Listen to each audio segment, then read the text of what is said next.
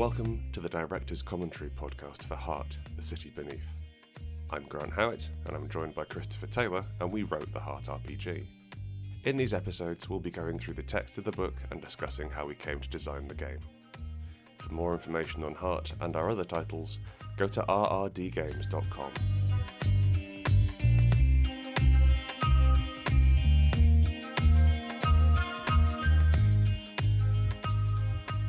Hello and welcome to the podcast. You know what the podcast is. There's been an audio recording of one or both of us saying what it is. So this, you don't get an intro. We're just going right into Deadwalker. I like the Deadwalker. Can I just say that I like the Deadwalker? I like all the classes. The Deadwalker's pretty dope, though. But, essentially a lot of the classes can be summed up as, well, they're a wizard. Yeah, pretty much. And the Deadwalker's main thing is they're dead. But not... but I see, but not dead. Yes, I understand. There you go. We got there. They came out of the Carrion Walker. No, the Carrion Priest from Spire. Back when we were just sort of taking all the classes from Spire and trying to adapt them into the Heart. Yeah, which turns out is a bad idea.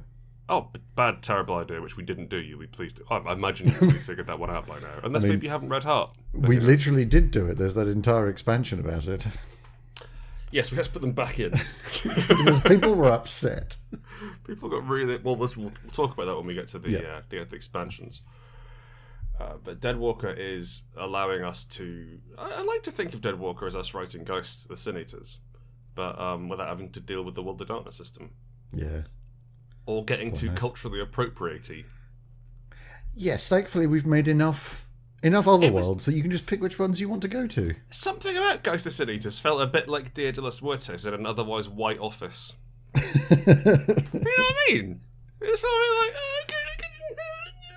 I don't know, maybe it was all written by Hispanic people, I'm not entirely sure. But yes, Deadwalkers are the other ranger. Yes. Yeah, they really are a ranger, aren't they? They have an animal companion, except the animal is their death. And I like that we don't describe the animal companion. No. It is just your death. If you wanted to play a sort of pseudo-carrion priest, then sure, your death is a hyena. That's how it manifests. Or it could be your deceased brother.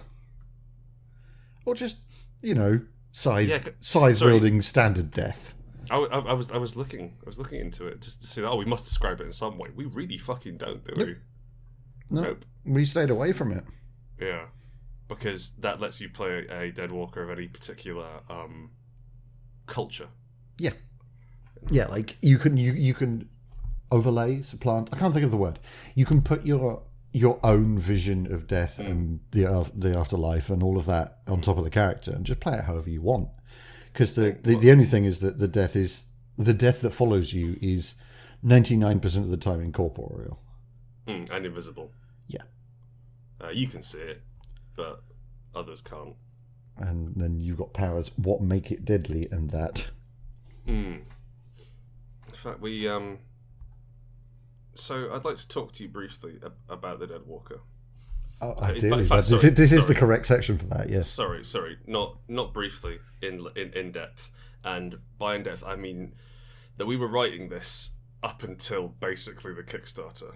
No, sorry, past the Kickstarter. Yeah, the Deadwalker took us a while. I remember we'd flown back from Gen Con, and we were sitting having breakfast, and I was trying to write up the Deadwalker. I'm having breakfast outside, drinking coffee. I had my little notebook out, I was trying to do it, and we just couldn't come up with it because we knew we had these 8 heavens. We had 8 places where you could go after you died. Well, I mean, obviously, presumably there's more than that, but those are the ones which we had. And we were like, okay, well, clearly those slot together. Yeah, those are the same jigsaw puzzle, but how do they connect? Yeah, and we were wrong. I tried to have it as okay, so your mages give you access to one of the heavens. Each. Yeah, that's how it ran to begin with, wasn't it? It was you had the Grail Road ability. And you had, okay, so you can first off you can travel to the Grave Road. Second off you can the Grail Road even. Second off you get a magical sword like what a knight might have. Thirdly, you get an appropriate domain, and it just none of them did anything exciting. Nothing landed, did it? It didn't. At no point was there like, yeah, I want to play this dude. This will be great. And so we ended up throwing that out entirely and trying to rather than thinking of them in a setting, like rather than thinking of them setting first, we started thinking of them abilities first. Yeah. So I think the most illustrative ability of this is on page 34, which is the Reaper's Strike. Yeah. Which is just an attack. Yeah, it's one of the few powers that is just a straight attack that does stuff. Yeah. You do there is an upgrade which you can get, which lets you, which gives you increased blood protection when you have blood damage. Yeah. Basically. So it lets you sort of power up a little bit. But yeah, that's just so you can hit things. And there's very few abilities which are just hit things. Yeah, there's quite a few that will give you a weapon. Mm. But this one is very different. Mm. And it was like, okay, so rangers get rangers fight with swords. Mm-hmm. That makes sense. Okay, cool. So we'll go for and how can we sort of associate it with death? And so we had it as the Reaper's Strike, and so you've got this big scything blade, but defense isn't your bag. And then from that, I think that sort of freed us up to be like, okay, well, what else is interesting about the Deadwalker? What else can we do? How can we have an exploratory power, a combat power, a weird power, a soaky power? I think we did pretty well. Descent's weird. Descent is an odd one. Yeah. Yeah. Descent lets you go to the A heavens. Yeah, it's a gateway power. Mm-hmm. And it's a difficult one to kind of convince people to take, because whilst it lets you into heaven, it's not immediately flashy like a lot of things. No. And you've got to level it up. And the cost to get there is prohibitive, because it's a delve.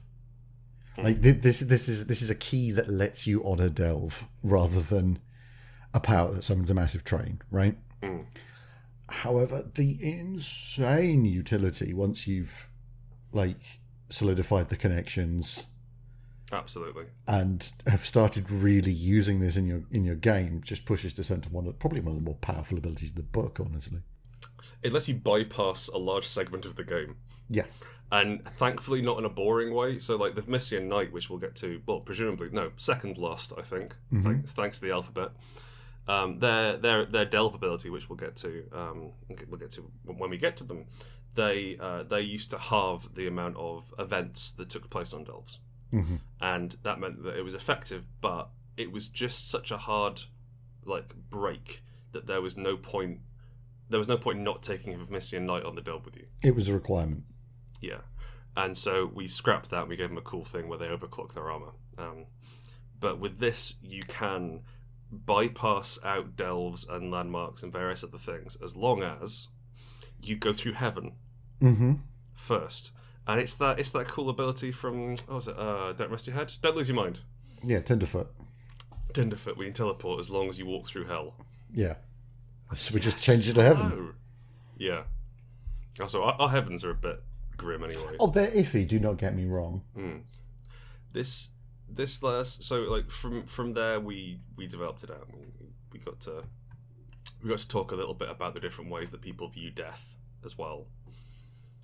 So there's the harvest, who is the death in the Eastern domain. So the traditional human way of viewing death is the harvest. What was it? The three I came up with? It was the harvest, the heart, and the hand. Yeah. And the heart is HART, so like a deer. Yes, yeah. So it was like the wilderness, and the hand is sort of man's influence on the wild. But I got to just sort of jam things in around and start dressing it up, which was kind of fun. Yeah, it's really nice just being able to just pull from everywhere. We're getting enough momentum that we can start. I was about to say picking moss off this rolling stone, which doesn't make any sense. No. Not Not at all. We can pick moss off this immobile stone and put it in other places. Talk to me about the Zeniths, my good dude. Well, before we get to the Zenith, there's two powers that I want to quickly call out in mages. So the first is Invidious Spectre. Great name. Which is just a solid name. I'm so happy with that. We had to look that up. Which really pushes the focus of the character towards the death part of it. As in the death that's with you, not just death the concept. And it's really nice having something that really focuses on them like that. Especially when you can use them either as weapons, like you can have them, as it suggests, poltergeist activity and ghoulish grasp, but they can also make you feel better. They can increase your protection. It's like, it's okay. It's okay, we've been through worse. I quite like the idea of death as a creepy stalker who wants the best for you, or like over mothering you. Yeah, that's gorgeous. And the other one is sudden death. Which takes away a 10-minute cast requirement for going to the Grey. The Grey is the Shadowlands, the Land of Purgatory. the Dead. It's purgatory. Yeah, it's sort of in between facsimile of the world. It's very boring, and it's a hub world basically. But it's the fact that you can snap there. Is wonderful. You're like, well, this fight's going very badly. Let's snap out of it. It doesn't end the problem. Absolutely not. Like, the problem is still there, and honestly, probably quite angry. But you can just back out. But now you're in a place where you've got to travel. You've got to interact with this awful place to get back to another awful place. And there's no good end to using the Grey. Like, that's the thing. Like, just for a Deadwalker, you're probably okay because you can get in and out of there. It's when you bring anyone else, they start taking stress and getting lost. Yeah, which is fun. So it's like a bit like taking a shortcut through heaven. It's not a great idea, but it might be better than getting eaten by whatever isn't a bear. It's a bad idea, but it's the best one right now. Yes, the best of all bad ideas. Yeah. Yes, I just wanted to call those two out as changing the way the class works. I'd also like to put in blood sacrifice. Once per situation, when you inflict stress in an adversary that's roughly the same size as you in melee combat, you can transport both you and them to the Grey. Yep. Which is really sort of sack the quarterback. Yeah. and wonderfully, you can get out of the Grey. Can they? It reminds me a lot of the Missian drop. Yeah. Yeah, there's an element of that. The ability from Spire, which is a medium upgrade for the Missian Sage, and you point at someone, and a hitherto unreferenced trapdoor opens beneath their feet, and they fall into the cursed Missian. Yeah. And I'm pretty sure, like, if that character was named, there's no way they're dying. Absolutely not. Oh no! Now every time you go to the Grey, they're there. That's like with the Missian drop. It's like, well, okay, this guy was too dangerous to deal with. So what you've done is given him you give him the key to your back door. On your, like, he's in your house now, and he's not here.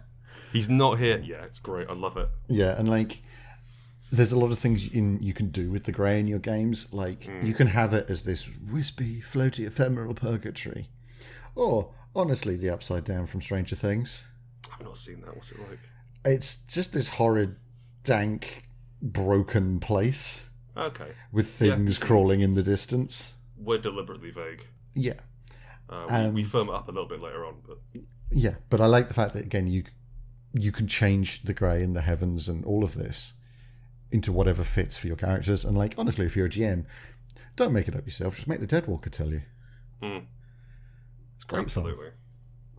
All right, go on then. On to the Zeniths. Zeniths were hard. Yeah. For Deadwalker. Some of the classes we had an easy time with doing Zeniths, and we've got too many ideas. This wasn't that. You can kill anything you want to is the obvious one. Yes. Makes sense. Cool. Okay. And we got to, like, and the gag with this one is you get to embody anything into an avatar aside from the heart itself. Yeah. The amount of things we had to put on. You can't just finish a game with this. You can't just make the heart something nobody believes in. The heart itself is too powerful.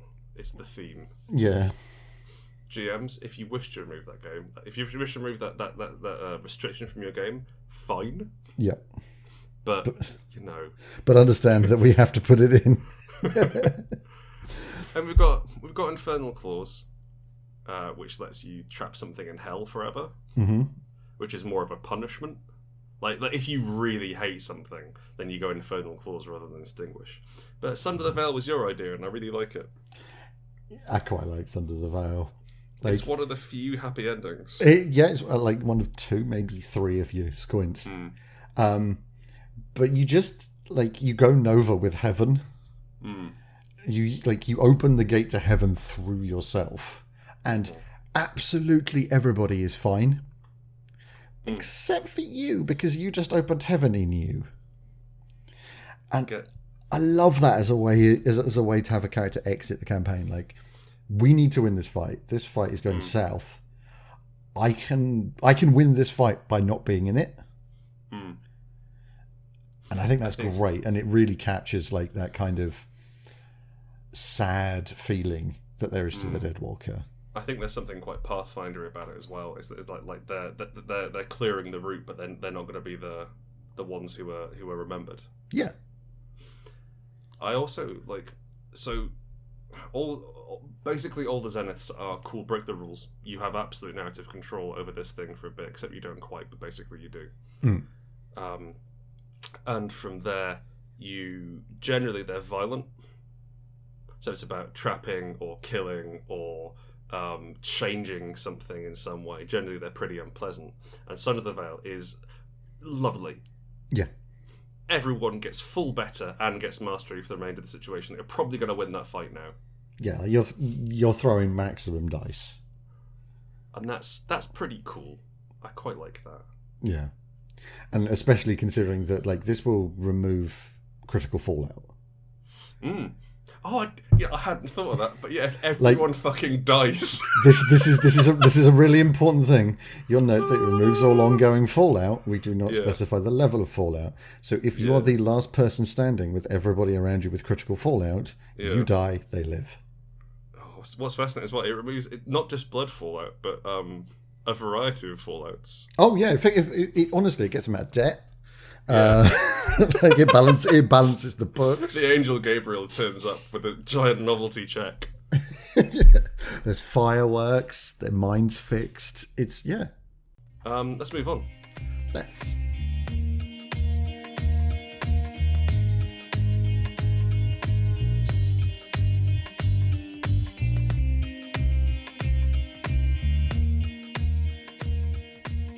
You've been listening to the Director's Commentary podcast for Heart, the City Beneath. I was Grant Howitt, and I was joined by Christopher Taylor, and we wrote the Heart RPG. For more information on Heart and our other titles, go to rrdgames.com.